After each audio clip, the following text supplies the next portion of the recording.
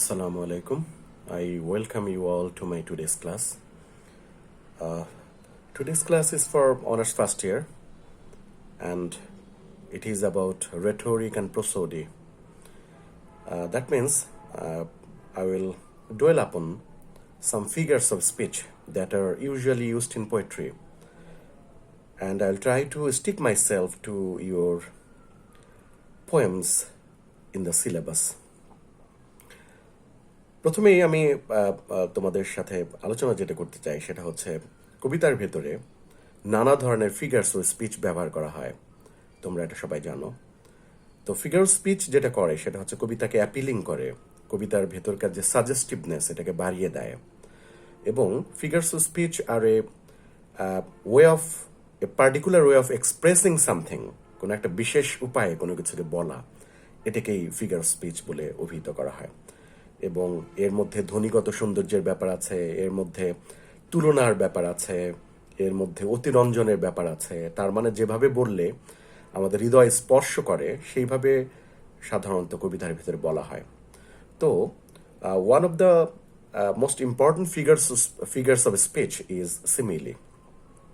তো simile is a comparison between two dissimilar things or objects or ideas using like or as, দুটো ভিন্ন ভিন্ন জিনিস, এটা দুটোকে যদি তুলনা করা হয় এবং লাইক অথবা অ্যাজ মতো শব্দটা দিয়ে যদি তুলনা কার্যটা চলে তবে তাকে সিমিলি বলা হবে। তার মানে simile is a figure of speech in which two dissimilar things or objects are compared by using like or as. For example, তোমাদের একটা পাঠ্য কবিতা আছে, I wandered lonely as a cloud. তো ওটার প্রথম লাইনই এটা যে I wandered lonely as a cloud. তো এখানে কবি যে হাঁটছে এটাকে তুলনা করা হচ্ছে মেঘের চলনের সাথে। The poet's wandering has been compared to the movement of the cloud, so it's a simile. তো আমরা অনেক সময় বলতে পারি যে she is like a rose, সে গোলাপের মতো। তাহলে এই যে গোলাপের সাথে তাকে তুলনা দেওয়া হলো, এটাকে সিমিলি বলা হয়। তো এই simile is a very common figure of speech in poetry. তো আরেকটা হচ্ছে metaphor. Metaphor is like simile, but metaphor is called a compressed simile, a condensed simile too. Metaphor is a compressed or condensed simile. তো এখানে to put it in a different way, we can say that metaphor is a figure of speech in which two dissimilar things are compared without the use of like or as অথবা লাইকের ব্যবহার ছাড়াই দুটো ভিন্ন ভিন্ন জিনিসের মধ্যে যদি তুলনা চলে তাহলে সেটাকে মেটাফোর বলা হয়। যেমন যদি আমি, এবং এটা কিন্তু it's more forceful, it is more emphatic than a simile. A metaphor is more emphatic than a simile. সিমিলির চেয়ে মেটাফোর কিন্তু অনেক বেশি এমফ্যাটিক, অনেক বেশি জোরালো, এবং যার সাথে তুলনা করা হচ্ছে এবং যাকে তুলনা করা হচ্ছে দুটোর মধ্যে মেটাফোরের মধ্যে এক ধরনের অভিন্নতা কল্পনা করা হয়। For example, she is like a rose, it is an example of a simile. কিন্তু যখন বলবো শি ইজ এ রোজ, তাহলে it will become an example of a metaphor. সে গোলাপের মতো, এটা একটা সিমিলির উদাহরণ, আর সে গোলাপ, এটা মেটাফোরের উদাহরণ। তার মানে সে এবং গোলাপের মধ্যে কোনো পার্থক্য জেনে নেই, তাই তো? তো এভাবে যাকে তুলনা করা হচ্ছে এবং যার সাথে তুলনা করা হচ্ছে তাদেরকে আইডেন্টিক্যাল, অভিন্ন বলে কল্পনা করা হচ্ছে মেটাফোরের মধ্যে। তো it is one of the most important figures of speech used in poetry. Then আরেকটা ফিগার অফ স্পিচ নিয়ে যদি আমরা কথা বলি, তো হাইপারবোল। হাইপার মানে উঁচু, অনেক। বোল মানে আমরা বাংলায় বলে থাকি বোল, কথা, বোলচাল, এভাবে আমরা বলে থাকি। তো হাইপারবোল মানে হচ্ছে অতিরঞ্জিত কথা। Hyperbole is also a figure of speech in which a statement is exaggerated. অথবা আমরা এইভাবে বলতে পারি যে hyperbole is a poetic device, এটা একটা poetic device in which an exaggerated statement is made, যেখানে অতিরঞ্জিত কোনো একটা স্টেটমেন্ট তৈরি করা হয় for creating a poetic effect. একটা কাব্যিক একটা ইফেক্ট তৈরি করবার জন্য অতিরঞ্জিত করা হয় কোনো একটা বক্তব্যকে। যেমন আমরা যদি বলি যে সেটা হচ্ছে, তোমরা একটা গান শুনেছ যে তোমার জন্য মরতে পারি ও সুন্দরী তুমি গলার মালা, যদি তুমি চাও পদ্মা মেঘনা একদিনে দিব পারি, যদি তুমি চাও চাঁদের দেশে বানাবো আমি বাড়ি। তাহলে এই যে চাঁদের দেশে বানাবো আমি বাড়ি, তো এই যে বলা হলো, এটা কিন্তু একটা অতিরঞ্জিত কথা আর কি। তো এটা একটা ইমোশনাল সাসপেন্স তৈরি করবার জন্য সেটা হচ্ছে এই ধরনের উক্তি উচ্চারণ করা হয় কবিতার ভেতরেও। তোমাদের পাঠ্য কবিতা I wandered lonely as a cloud, এখানে বলা হচ্ছে যে 10,000 saw I at a glance. Daffodil ফুল সম্পর্কে বলা হচ্ছে যে 10,000 ডেফোডিল ফুল আমি এক নাগারে দেখলাম, এক নজরে এক দৃষ্টিতে আমি দেখলাম 10,000 ডেফোডিল ফুল।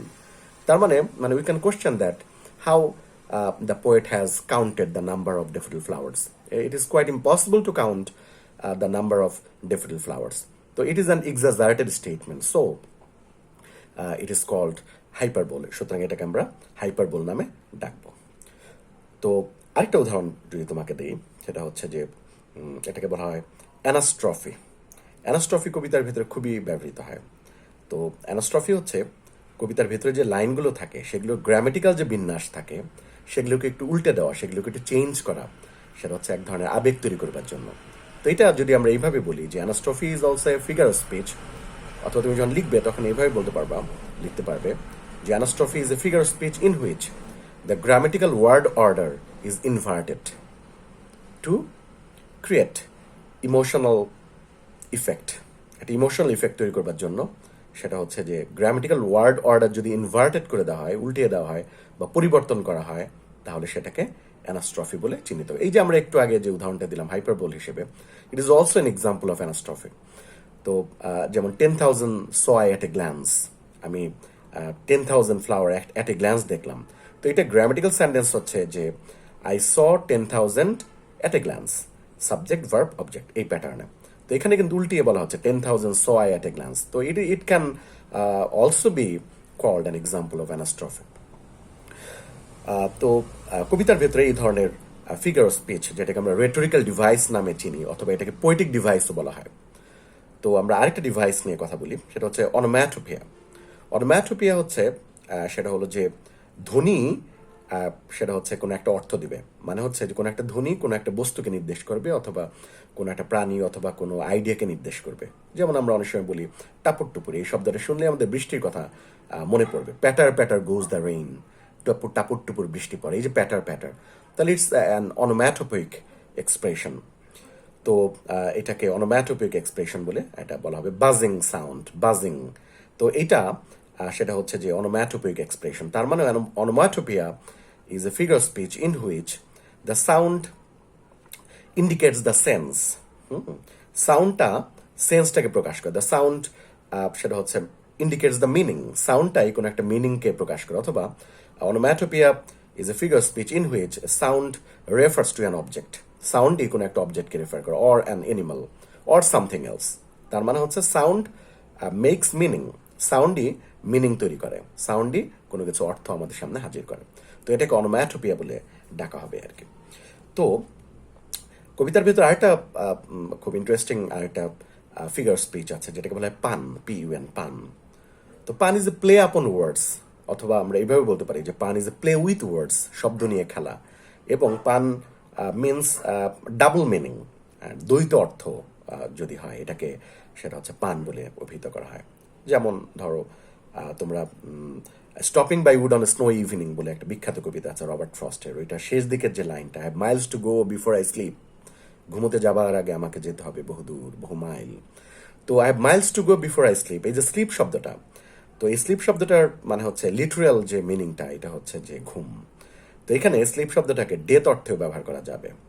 তো তার মানে আমাকে যেতে হবে, ঘুমোতে যাবার আগে বহুদূর আমাকে যেতে হবে, অথবা এইভাবেও আমরা বলতে পারি মৃত্যুর আগে আমাকে বহু পথ চলতে হবে। তো এই স্লিপ শব্দটা, the word sleep denotes both sleep and death.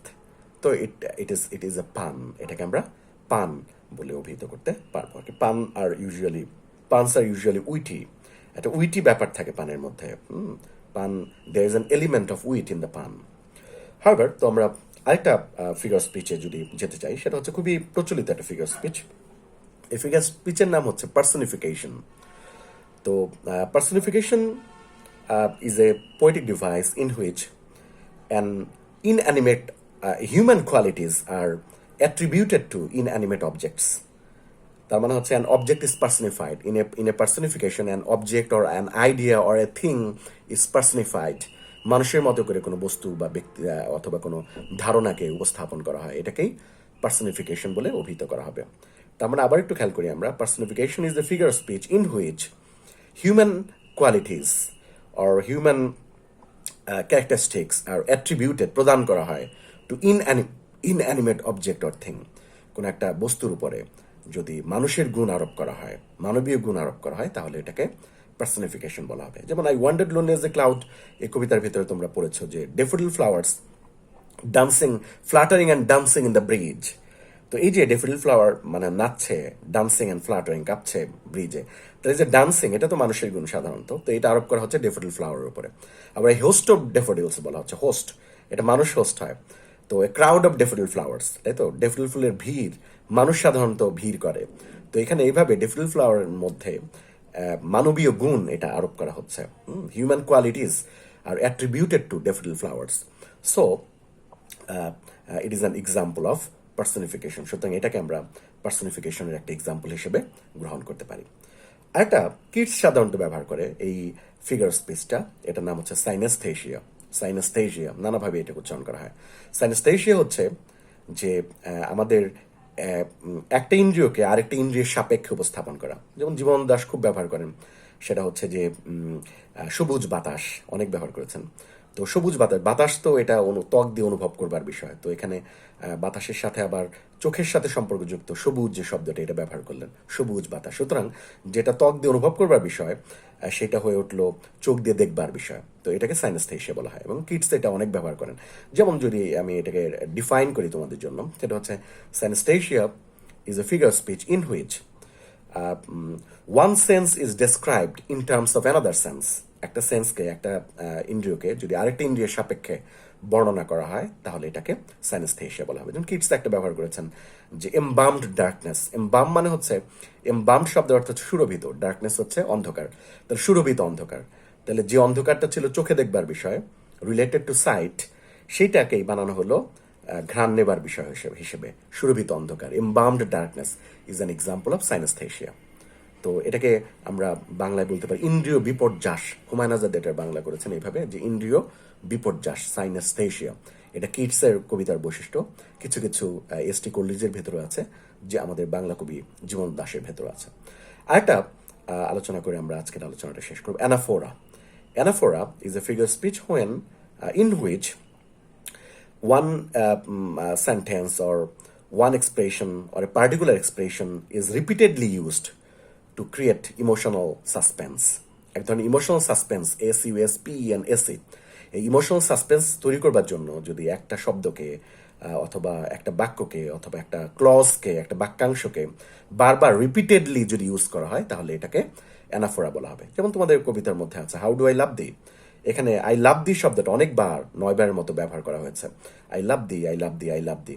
তো এই যে I love thee, I love দি বলা হচ্ছে, তো it is an example of repetitive use to create an emotional suspense, একটা ইমোশনাল আবেগিক একটা উত্তেজনা, আবেগিক একটা টানাপোড়েন তৈরি করবার জন্য, এবং আবেগিক একটা ঘনত্ব তৈরি করবার জন্য এই আই লাভ দি বারবার ব্যবহার করা হচ্ছে। তো এটা it is an example of anaphora, it's an anaphoric expression. তো these are some of the figures which I have presented before you. Hope you have understood, and hope you will remember all these figures of speech. This is about rhetoric and prosody today. See you next time. Assalamu alaikum.